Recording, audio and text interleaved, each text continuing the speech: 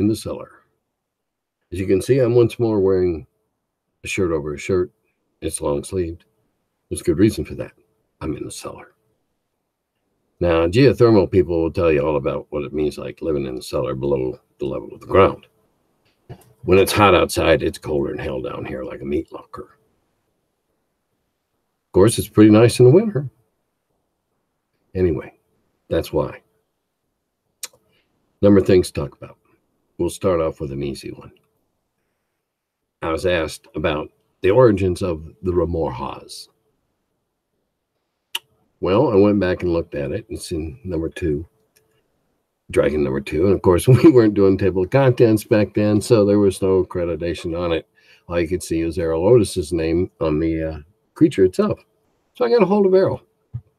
And this is what we put back together. Errol drew it.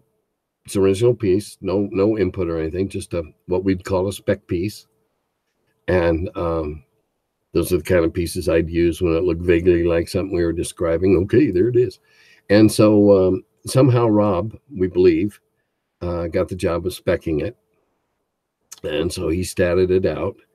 And at that point in time, we were trying to get people to think outside the box and shift things up. So Rob made a primarily a fire heat type creature, loved being in the cold, in the Arctic, and the icebergs, etc., just as a way to change things up, which is real good when you get a person in your group, like one I've been reading about, who just knows everything about what he's got it all memorized. So when he sees it, he knows what it is, he knows what it'll do, and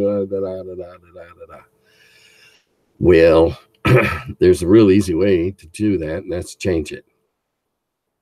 He only thought that looked like a carnivorous ape. Well, this carnivorous ape can jump 12 feet in the air.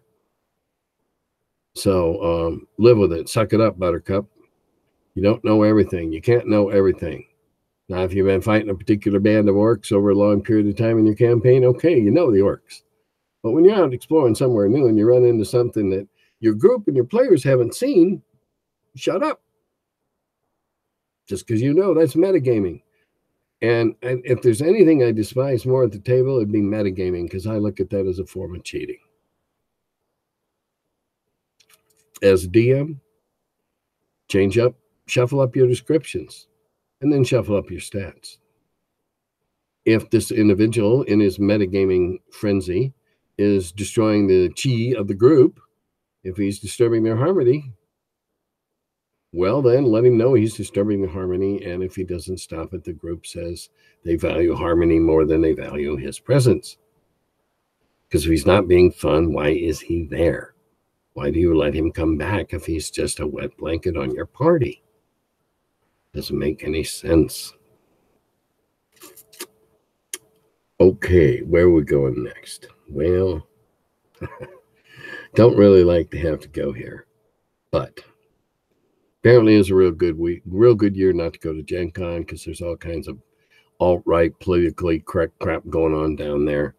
Some individual who apparently has been banned from tournaments and stuff because he's disruptive was confronted by somebody in Indianapolis, and that someone made their displeasure known when they popped him. And I don't advocate assault, but if you're going to exercise your free speech to the limit, you might expect that somebody's limit might be passed and broken. It's not right what happened, but it's not surprising, particularly if a person, persists in making themselves a gadfly or an annoyance. And now apparently this individual and what friends he may or may not have are flooding the Facebook page with crap, and on and on, and they're just trying to stir something up and make a controversy and get attention like a spoiled child, apparently. Gee, I'm glad I'm not there. I don't have to deal with that childish crap. Well, that brings to mind the other problems we're having with gaming right now, and something that's puzzled the hell out of me. What the hell business does politics have in gaming anyway? And I don't give a damn who you pulled the lever for the last election. And chances are you didn't pull any lever in the last election or fill in any box because way too many of you aren't voting. How do I know this? Well, I'm an election official for the state of Ohio, and I see the dismal turnouts over the last several elections. If you don't vote, shut up. If you didn't vote, you got nothing to bitch about.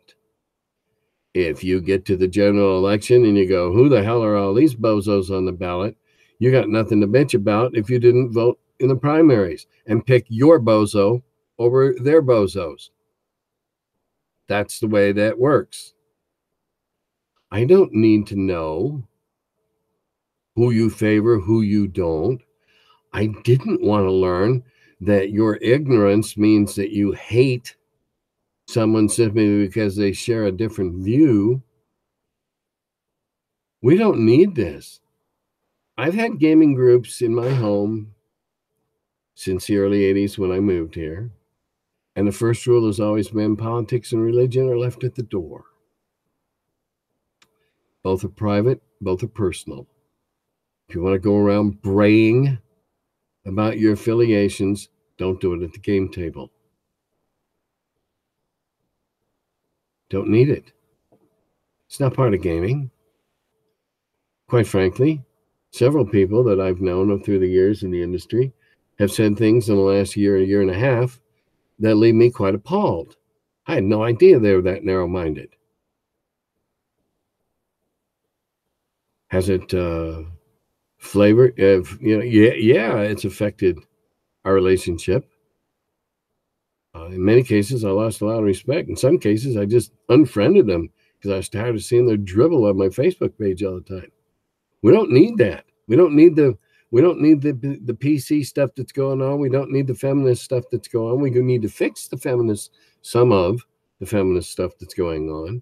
Yeah, we got to stop about the mink bikinis and chainmail bikinis. We got to stop that stuff. Of course, if there were more female artists being used, drawing females, we might see a sensible change in that regard. I know of a particular company right now that has entire female art crew on the project from cover to back cover. They're not saying anything about it up front because that would be gratuitous, but they're trying to change. The people at the Wizards are trying to change, trying to be inclusive, trying to represent all character types, person types.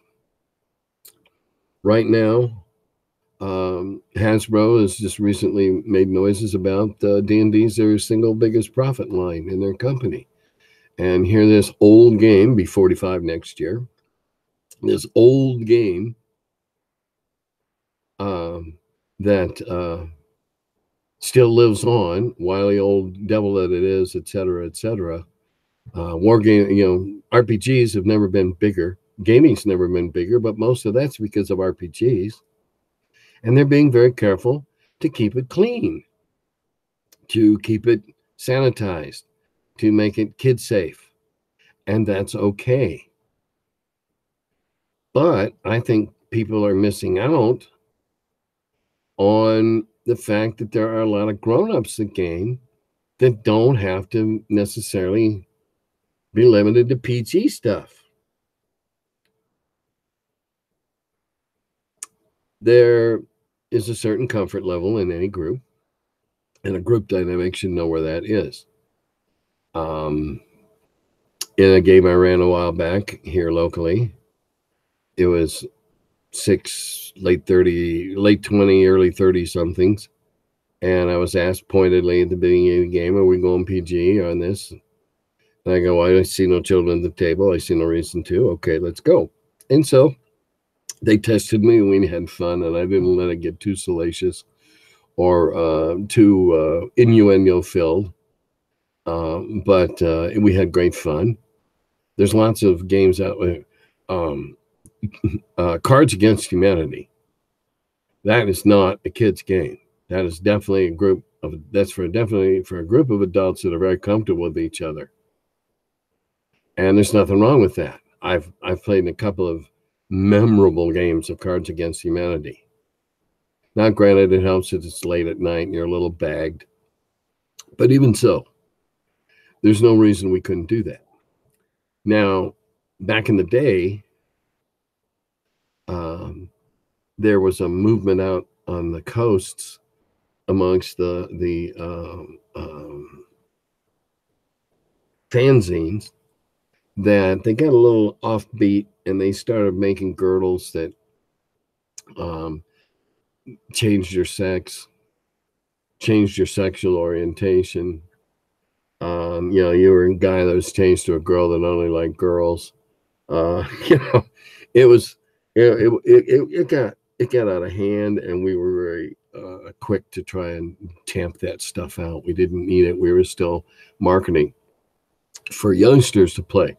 Now they've got the youngster market, so now I think somebody needs to think about.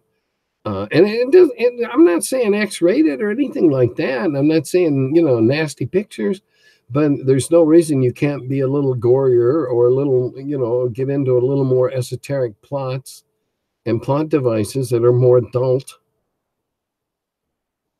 It'd be nicer if we could have Dashiell Hammett instead of the Hardy Boys. Okay, that would be a big improvement. I don't see why we couldn't do that.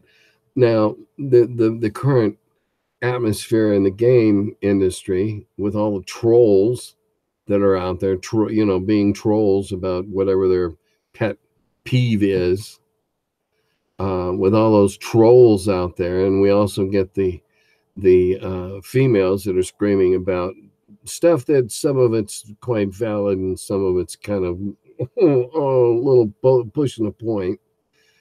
But Wizards have addressed that. Their product coordinator, I believe, is a female, and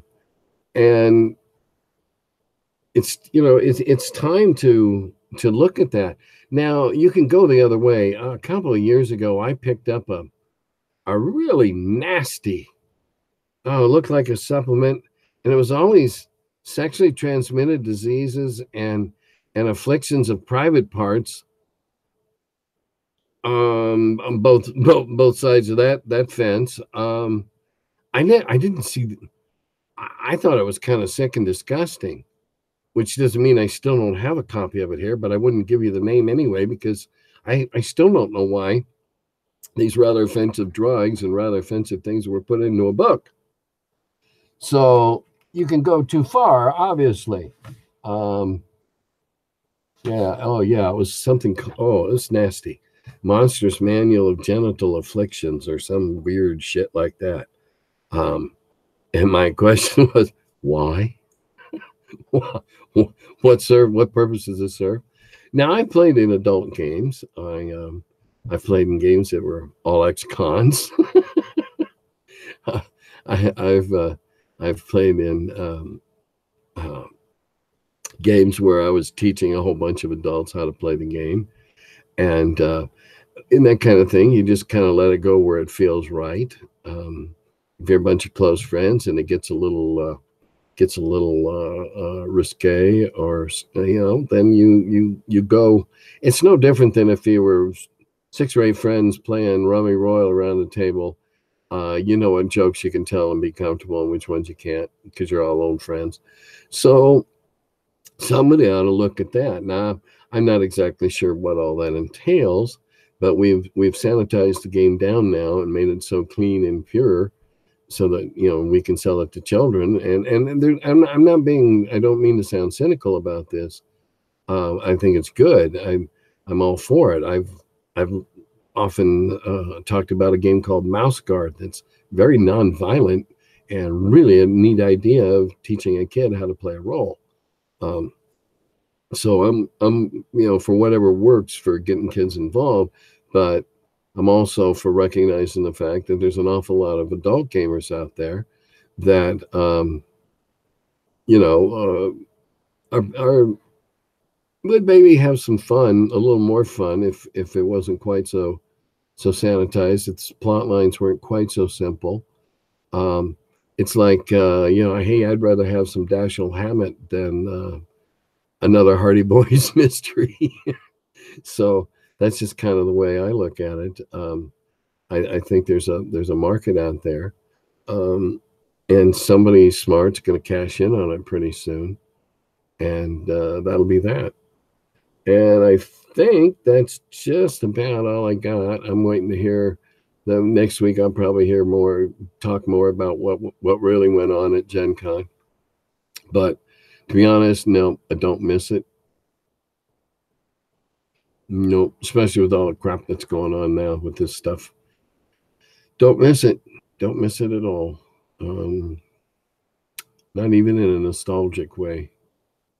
I love the cons I go to. Next one, Game Hole.